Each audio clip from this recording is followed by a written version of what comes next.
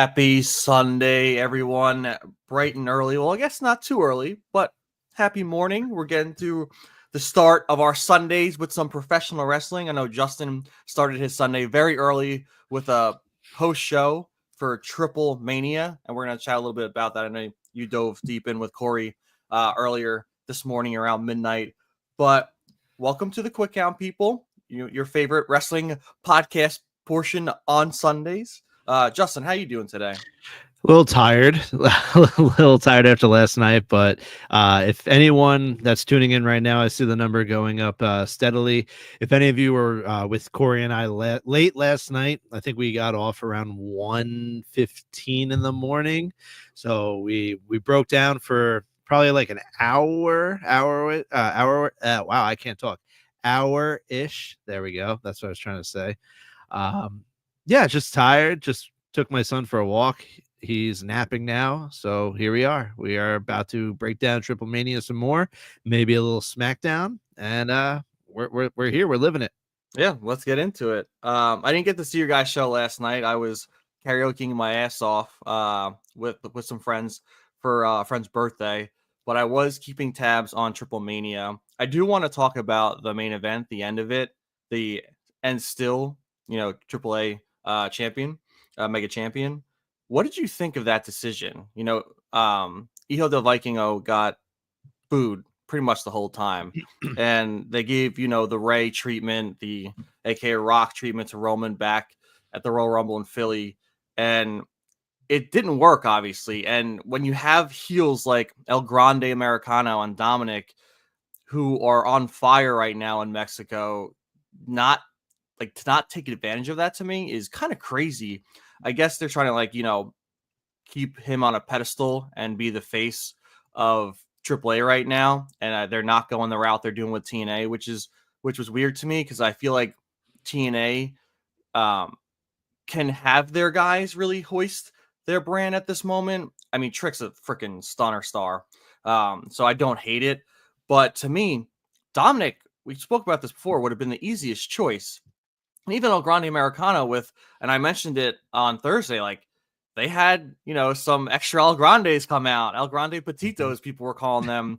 And I was hoping a little bit more for that ending, but it was cool also seeing AJ Styles. So, I mean, I can't be mad at that. I mean, I'm more upset that they had the perfect opportunity for Dom and Ray. They were both in the building. They teased it a little bit. So I thought that was the route that we were going to go. But it's not. They are clearly forcing Vikingo down the AAA fans' throats. And as we saw, we got a Roman Reigns reaction. He was mercifully booed. I think the only time they cheered was when he went through the table. And, is it a missed opportunity? Some would say yes. But, Corey brought up last night that he thinks that they're going to wait for Dom to drop the IC title, which might be in Paris against AJ. And then Dom can kind of move towards the AAA thing. And then you can slowly bring Ray in. But it was an overbooked, insane match. That's, me and Corey and myself were discussing it last night. That's what AAA main events are. They're just wild. AJ, I did not expect AJ. So that was an awesome surprise. And, it just shows that they're not done. So it furthers the storyline with AJ and Dom. It looked like Dom had the victory. So it's not like Dom went down weak. So, it is what it is. Is the ending a little shocking to me? Sure. But we'll see where it goes. I just don't see the crowd turning for Vikingo, so they're gonna have to turn Vikingo heel, or it's just gonna be this over and over and over and over and over. And I mean, Judgment Day, we've talked about them, being workhorses, cockroaches, and everything in between. I mean, they're showing too the mixed tag match, the 6-man mixed tag match was a lot of fun. We saw Finn Balor come out with the demon puppet eating Mr. Iguana puppet, the iguana puppet, which was so good. I mean, Finn eating a burger. They are one of the best things, if not the best faction that WWE has. And to be able to bring them into Mexico in AAA and get the reaction they had, to put on performance like they had. I mean, we talk about how long they've been together, the Judgment Day, but I want to see them together for even longer now, because that kind of stuff is really what elevates them and it makes them fun and it keeps them fresh. And to the same point to that, do you think if Dom does drop the IC title and then heads over to AAA to be their guy eventually, do you see that as his out of the Judgment Day? Does he finally separate himself and become, a self-made man by himself? Or do you think he kind of crosses the lines with Judgment Day and AAA within WWE? I don't think he's separating. We still need a Liv Morgan outcome with that whole story. It's true. He obviously wore Liv on his shirt, so he did. That's still that love is still there. It's still flourishing, but he's Judgment Day through and through, in my opinion. But just back to that 6-person tag match, the spots that just happened in that match were absolutely ridiculous, but in a good way. Like there's so many different moments throughout the night at TripleMania that I just laughed, and the commentary team crushed it. But yeah, seeing Demonito and JBL freaking out, that's Demonito. I only thought he was whatever he said. I thought he was only a fictional character or something. And obviously Finn eating a burger. Layeska, I don't know what's happening with Layeska. Got destroyed by Demonito.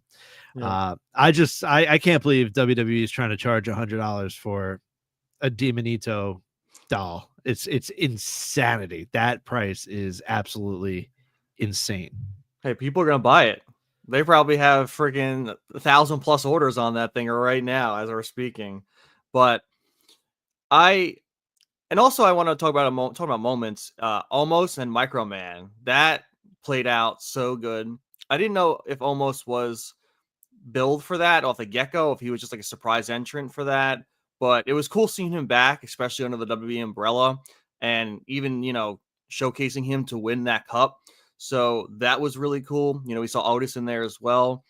I'm excited to see how they bring in WWE stars moving forward to these AAA PLEs. Randy, howdy, happy Sunday. Hope you're enjoying the start of your day. But yeah, I'm excited to see how it goes. And plus, like you said, this PLE or pay-per-view or live event for AAA was so much fun. The Spot Fest, like you said, you were laughing a bunch, and that's cool. For me, I think they need to add some of that element. It's like watching a big time movie where it's all serious, but you get those funny moments in there to help break that tension.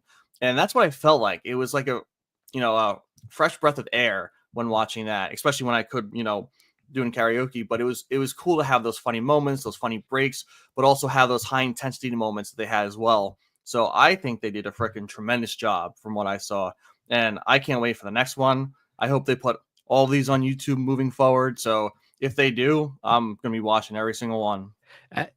Microman tapping with the height difference. Microman tapping Omos on, I said last night, it was like he was up to his Achilles or his calf.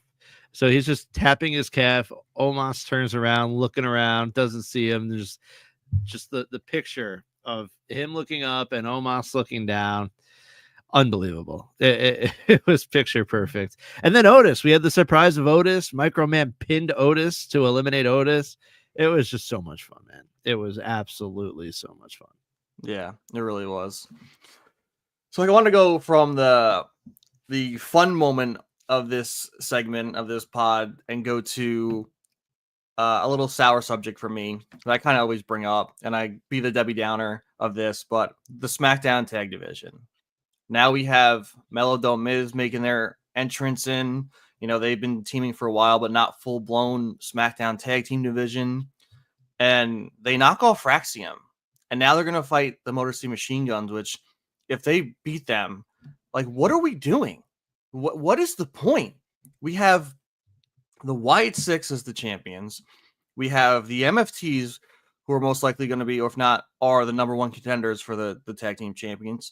And then we're going to slide in Melo Miz. Meanwhile, you have Fraxium, you have DIY, you have the Street Profits, and the Street Profits and DIY just put on another banger of a match together. And that's not the guys representing the top tier of this tag team division.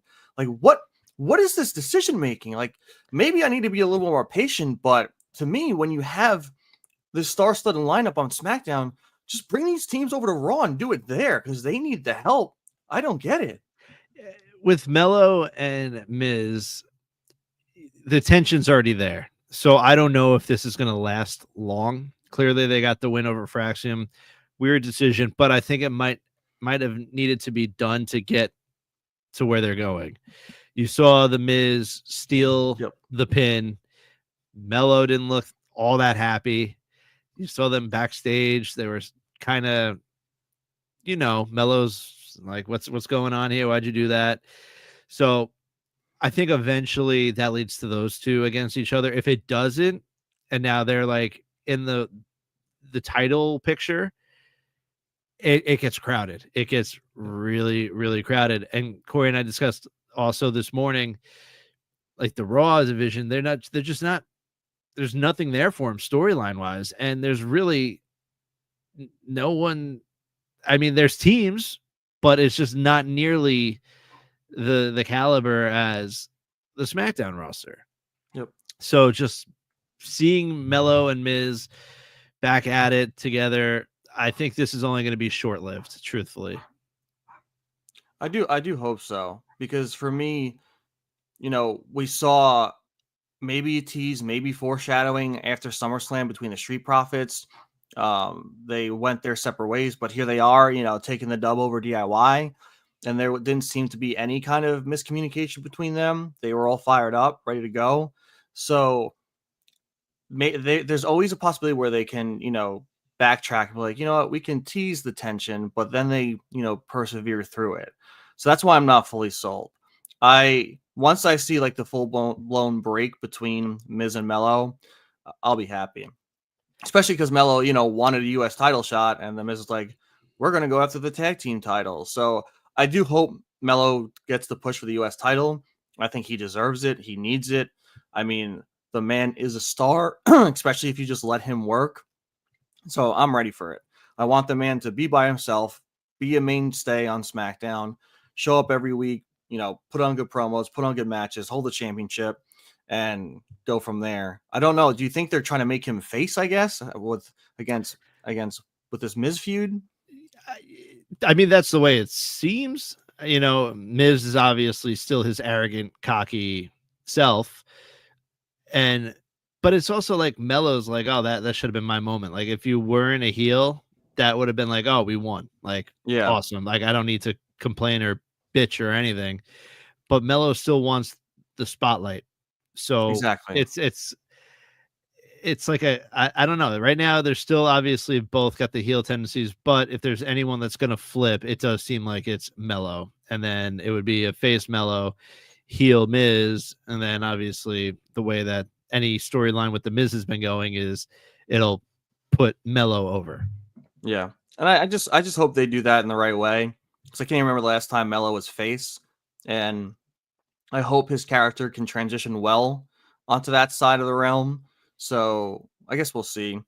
I'm just kind of bummed with the current slate of the tag team division. I mean, we have the teases of the Wyatt Six behind the MFTs, which is fun, but I feel like this could have been not for the championships. They could have been doing this as a whole different storyline, because in that case, the Wyatt Six versus the MFTs, you don't need it. You said it, I think, on Thursday. It's them betraying their family already. So it's that time for the Wyatt Six to come looming and feud with the MFTs. So I don't think they need the championships for that.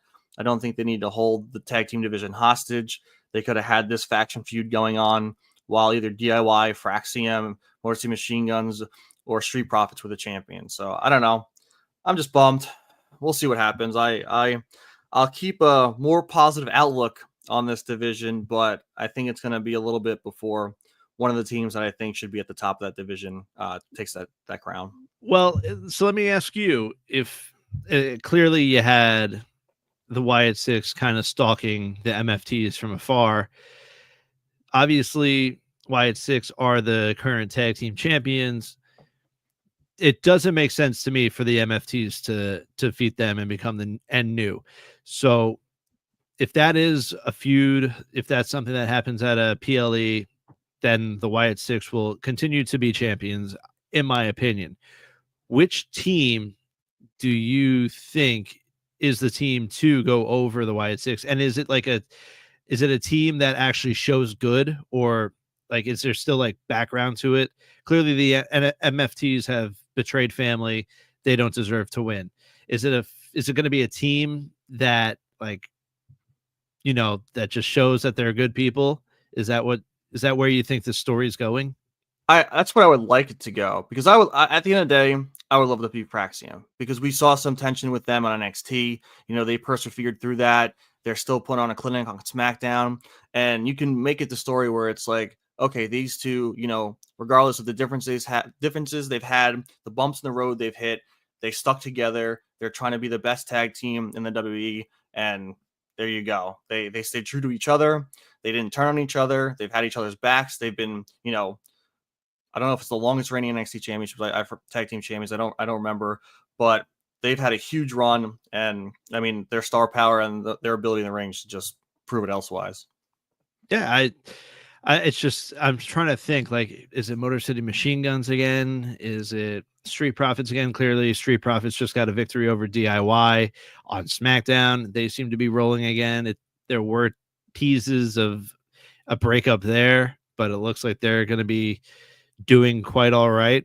Yep. So it's kind of like where does it happen? When does it happen? And who is going to take over? But I don't know. Yeah. And shout out to Candice LeRae, dude. She just gets in those matches with some awesome spots. I mean, I love that they're doing that because she's super talented, and it adds to her being on that team. Even with BFAB too, like it's nice having that like outside element of these women who are or a segment of these tag teams to actually get involved and cause a little mayhem, throw a little Hurricane Rana here and there, fly through a ladder into a table. I enjoyed it a lot. I wanted to ask you also from SmackDown, Jacob Fatu isn't playing no games with Sami Zayn. Did you like that, or did you think he could have just like leaned into the earned brotherhood of Sami to Jimmy and Jay? Jacob's Jacob, dude. Jacob is a different animal. And I love how it was like make sure he stays the hell out of my way. And then Jimmy's like, nah, that means he's got your back. Like don't worry about that. Yeah, no, I like it. I like that they embraced at the end of the match. I popped when Sami tried to do Jacob's little shimmy. I don't know if you caught that right at the end. I thought that was absolutely hilarious. Let's just see what Gabriel said on YouTube. Wyatt Six weren't just eyeing on MFC, they were also eyeing on Mellow Miz, Motor City Machine Guns, and Nikki Cross was eyeing on Kiana James. Yep. Kiana James, that's also something I want to get into, but we will discuss that in a little bit. But back to Sami and Jacob. I like that Jacob was a little standoffish. Obviously, it's Jacob Fatu, he just got betrayed by Solo. So why would he instantly just bring someone back in? And yeah, it was fun. We got, during the promo, we did get a we want cross chant, which I thought was finally needed. We've waited over a week to hear any sort of crowd do it. So I'm glad the crowd, I think they're in Boston. I'm glad that the crowd in Boston was able to get that done. You want to go into your Kiana James? Yeah, Kiana's snooping around, man. Kiana's just scoping out. Obviously, she's got Julia, and she, has that meeting with Tiffany Stratton, trying to say, hey, you deserve the pink belt and all of this fancy stuff. She had the briefcase that was customized. Why not get a custom title? That's pretty much the selling point that I saw. But it looks like Tiffany's trying to stand true to herself right now. She doesn't need any help. But it's something to think about. It's definitely something that you got to keep your eye on. That's for sure. Yeah, it's adding a nice element into the women's division on SmackDown too. I I would love for Tiffany to go back heel. I would love it. I think she works so well, especially when she gets really obnoxious. I think for her to possibly lose the belt and then turn heel to get it back and bring a pink belt into the situation, I think would be pure cinema. I think it would piss so many people off. It would be so obnoxious looking. She could rub it in everyone's faces. I'm here for it. And to Gabriel's point about the Wyatt Six also eyeing a bunch of other people. Yeah, they're staking their claim on SmackDown. They definitely are, and I don't hate it at all. I think it's cool that they're especially Nikki Cross keeping her eye on the top of the women's division. I think she could slide her way right back into that. But the thing that just, as I said before, just sets me off is that they're holding the tag team titles. I really don't think they need to. But if it's going to be a payoff that's worth this wait, then fine, sure. I'll be patient. I'll try and bite my tongue a little bit, but we're here on a podcast and I like to rant sometimes. And what did you think about Drew McIntyre's promo? I actually didn't get to see it. It's one of the things I didn't get to see yet. I heard it was awesome. It was. I definitely need to go watch it. It was. Anytime Drew's on the mic, we say Drew's just incredible. It's really unfortunate to me that Drew is Cody's first opponent since becoming champion again, because I feel like it's just not going to happen. And we've discussed this, I think, last Thursday, where it's unfortunate because it seems to always be happening to Drew. And I don't think that should be happening because Drew deserves another run with the title. He is that damn good on the mic. He's that damn good in the ring. He's got it all. So maybe they shock me. I highly doubt it. But yeah, him at the end, he pretty much said that when provoked, he's the real nightmare. And I was like, okay, yeah, Drew's just Drew. I love Drew McIntyre. He's amazing. I think post Clash in Paris, if Drew does lose again, we need Fog on a quick count, 10 count, post show episode. Like, I need that man to rant. I need to see his thoughts, his opinions, because I think, I do feel it. I think that Drew does deserve it. I don't think it's out of the realm of possibilities for Drew to actually beat Cody at Clash. I think, the favor is in Cody's way, but I think there's a chance Drew can come out on top, especially if, they try and interject another feud in to go after Cody. But this is definitely Cody's second run. It's obviously it's important, but it's not as important as when he beat Roman. So I think there's some give and take for him and how long this title reign could be for him. Because at the end of the day, Cody's going to get this title back. They're going to put him in the main event for this championship for the next year, 2, 3 years. They're his guy. Triple H already spoke about him being on his way to being one of the GOATs. And Triple H doesn't just say that. He doesn't say that for anyone. And with that comment alone, I can see Cody just being in the picture for the next few years. So we got 2 things from Gabe here. He said, I would like to see Drew win the title, but I don't think it will happen for now. Hopefully down the line. Exactly how I feel. I don't see it happening right now either. Unfortunately, hopefully down the line, I'm going to change hopefully to it better happen down the line, because like I said, Drew is just that damn good and that damn talented. He carried this company through COVID, in my opinion, and he just deserves more time actually out in front of a crowd with that world title. And then he also said, to me, the Wyatt Six should be more taking over on SmackDown to the put of SmackDown division, to put the SmackDown division on notice more. Nothing against MFT, but this stuff with them is not interesting to me. I think with the MFT is what Ty and I have discussed is the Wyatt Six. It's been what they go after. They go after people that betray family and the ones that they love. And it's perfect for the bloodline. I thought it was going to happen with the old bloodline, but it did not. So for it to happen with the MFT, Solo just backstabbed Jacob. You've seen the backstabbing that Solo has done in the past to his brothers and his cousins. So, I mean, Solo's the perfect perfect person for, in my opinion, for the Wyatt Six to target because of the backstabbing that he's done to family. Does it intrigue me? It is what it is. It's the MFT, Tala, Tama, Tonga. There's all the different Tongans. But it's going to happen. I've been expecting it to happen. So we'll see where it goes. And that's pretty much it. But Ty, what was your overall thoughts on the SmackDown show in whole? I mean, I don't think it was anything special. I did like I said, I loved DIY versus Street Profits.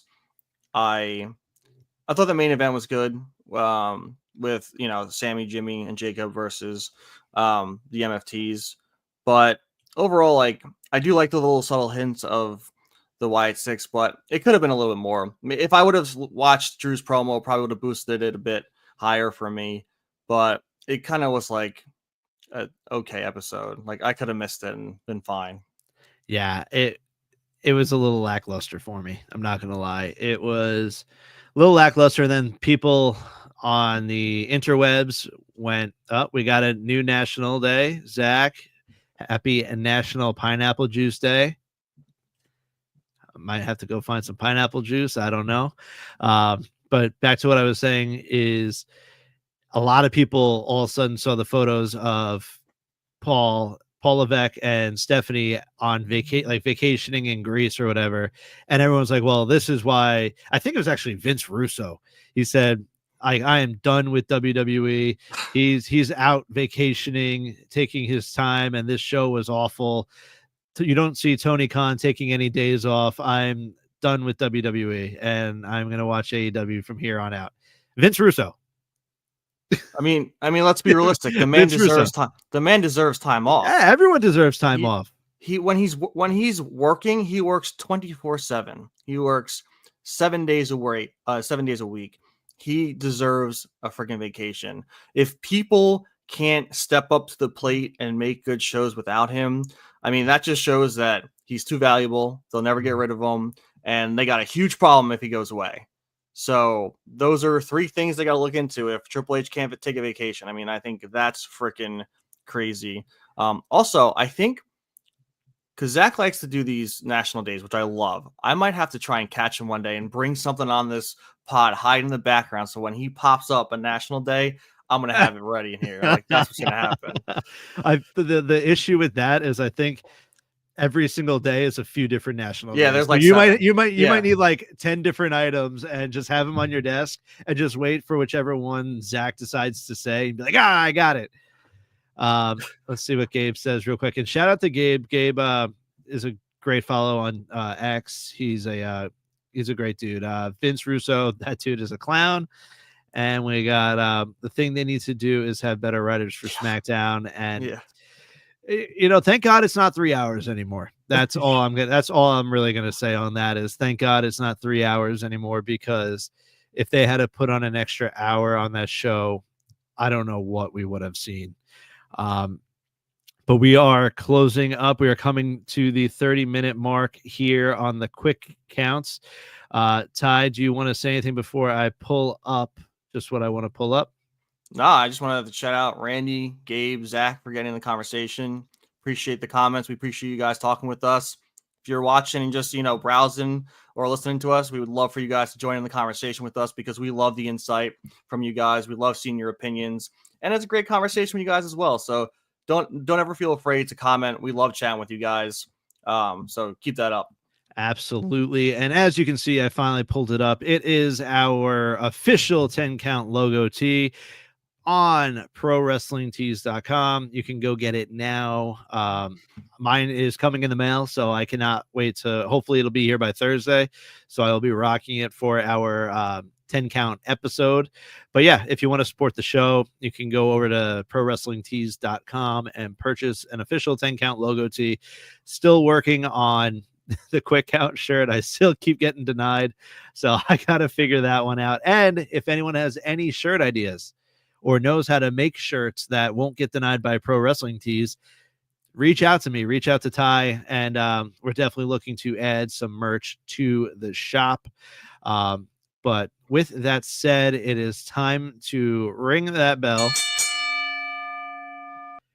because this quick count is over. This match is officially done. Thank you all, 280 of you, for joining us on this fine Sunday evening.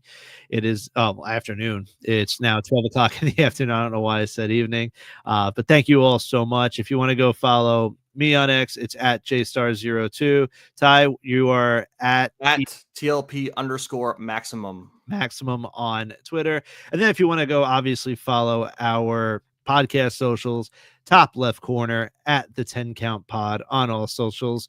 We are getting close to that 100 subscriber mark on YouTube. I have a goal in mind for that. And once we get there, once we get to the 100 subscriber mark, I will be doing a giveaway. I don't know if anyone's seen on X. I will be selecting one of our lucky subscribers on YouTube to pick out a shirt on either www.shop.com or prowrestlingtees.com. And I personally will buy it and ship it to you. So there's a little giveaway for once we hit the 100 subscriber mark. And then, as always, please go subscribe to the Body Slam Patreon. It is $5 a month. I don't know if Gabe subscribes, but I see a lot of people commenting on how much they're enjoying the exclusive breaking news, interviews, and podcasts that we are delivering out there on the Body Slam Patreon. So please go and give that a subscription. You won't regret it. But until Thursday, enjoy your week. I hope it's a great one. It is Ty. It is J-Star, and we will see you all on Thursday night. Oh, thank you. Oh, thank you. Oh, thank you.